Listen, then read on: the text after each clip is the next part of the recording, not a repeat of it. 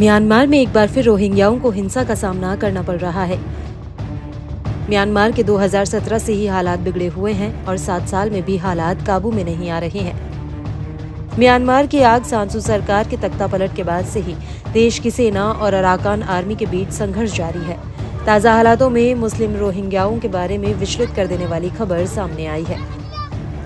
देश छोड़कर भागने की कोशिश कर रहे रोहिंग्याओं के ऊपर तोपों और ड्रोन से हमला किया गया। हमलों में करीब 150 से ज्यादा लोग मारे गए हैं। हमला म्यांमार के पश्चिमी रखाइन राज्य में बांग्लादेश की सीमा के पास हुआ है। नदी के किनारे नाव का इंतजार कर रहे रोहिंग्या के लोगों के ऊपर बम गिराए गए। लोग बचने के लिए सीधे नदी में कूद गए। सोशल मीडिया पर सामने आए भयानक वीडियो में नदी के किनारे सड़क पर कीचड़ में सने दर्जनों वयस्कों और बच्चों के शव दिखाई दे रहे हैं। हमले में बचे लोगों ने समाचार एजेंसी एपी को बताया कि यह हमला रखाइन राज्य पर सैन्य प्रभुत्व रखने वाले जातीय समूह की अराकान आर्मी ने किया है। म्यांमार की सैन्य सरकार ने भी अराकान आर्मी पर हमले का जिम्मेदार बताया है। वहीं अराकान आर्मी ने रोहिंग्याओं पर हमले में शामिल होने से इनकार किया। बताया जा रहा है कि भीषण लड़ाई से बचने के लिए रोहिंग्या मुसलमान नफ नदी को पार करके बांग्लादेश में जाने की कोशिश कर रहे थे। अंतर्राष्ट्रीय चिकित्सा समूह डॉक्टर विदाउट बॉर्डर्स ने शुक्रवार को एक बयान जारी कर बताया कि सीमा करके पहुंचे घायल रोहिंग्याओं की संख्या बढ़ती जा रही है। रोहिंग्या नदी पार करके बांग्लादेश पहुंचने के लिए नाव की तलाश कर रहे थे। इस दौरान उनके ऊपर ड्रोन के जरिए बम से हमला किया गया। म्यांमार में आंग सान सू की सरकार को हटाए जाने के बाद से लोकतंत्र समर्थक गुरिल्लाओं और जातीय सशस्त्र बलों ने देश के सैन्य शासकों के खिलाफ युद्ध छिड़ा हुआ है। हालांकि रखाइन में लड़ाई ने रोहिंग्या अल्पसंख्यकों के खिलाफ सांगठिक हिंसा के फिर से शुरू होने की उम्मीद जताई है। 2017 में एक हिंसक अभियान में करीब 7.5 रोहिंग्याओं को बौद्ध बहुल देश से भागना पड़ा था। वे बांग्लादेश चले गए थे, जो बुरी स्थिति में शरणार्थी शिविरों में रह रहे हैं।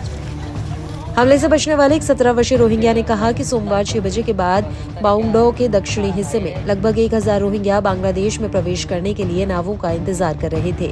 इसमें वह खुद भी शामिल था। इसी दौरान उसने 4 ड्रोन उड़ते हुए देखे। उसने आगे बताया कि उसके पास ही ड्रोन से 3 बम गिराए, जिसके बाद वह और बाकी लोग पानी में कूद गए। ड्रोन हमले के बाद करीब तोप के 20 गोले भी गिरे। उसने अनुमान लगाया कि बच्चों और महिलाओं समेत कम से कम 150 लोग मारे गए और कई घायल हुए हैं। उसी ने बताया कि हमलों के बाद सोमवार की रात कोई नाव नहीं मिलने पर वह और उसका परिवार म्यांमार में अपने गांव लौट गए थे। मंगलवार शाम को करीब 5 बजे वे दोबारा नदी किनारे गए। यहाँ उनका पीछा कर रही अराकान आर्मी और सादे कपड़ों में मौजूद म्यांमार सेना के सैनिकों में घटनास्थल पर लड़ाई शुरू हो गई। रोहिंग्या किशोर ने फोन पर एपी को बताया कि करीब 1 घंटे की लड़ाई के बाद सैनिक नदी के किनारे से हट गए। इसके बाद अराकान आर्मी ने लड़ाकों ने वहां बचे रोहिंग्या नागरिकों को करीब से गोली मार दी।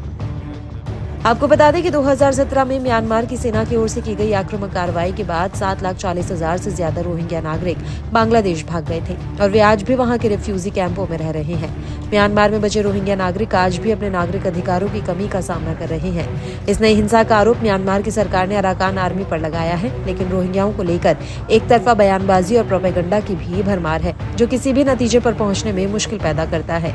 इस समय वक्त म्यांमार में गृह युद्ध जैसे हालात हैं। वहां की सेना और अराकान आर्मी में संघर्ष जारी है। देश के नागरिकों के लिए अभी शांति की कोई संभावना नजर नहीं आ रही।